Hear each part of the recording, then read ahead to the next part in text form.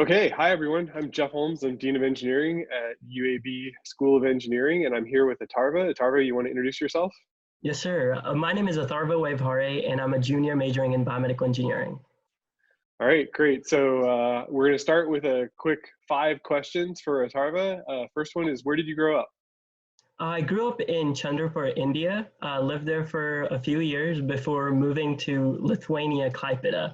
I lived there for a couple of years. The culture and language barrier were difficult for me at first, but I got used to it. Before that, I moved to Decatur, Alabama, where I lived for around 9 years. And grew up there and went to high school and enjoyed my experience in high school, and of course decided to go to UAB right after. And I've been at UAB ever since. What first got you interested in engineering?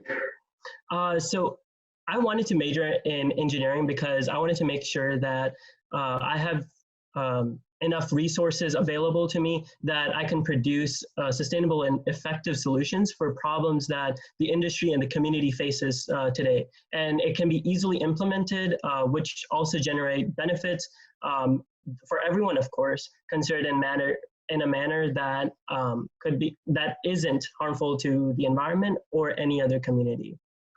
Great. What's your favorite class so far and why?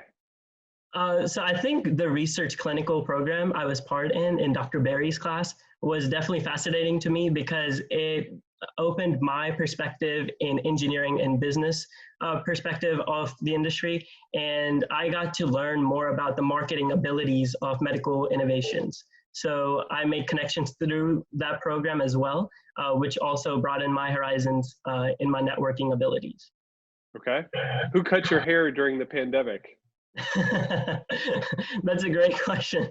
So it was both combination efforts of my mom and my sister. But it wasn't like this at first, but then they got trained and they practiced on me more and more, and it got better.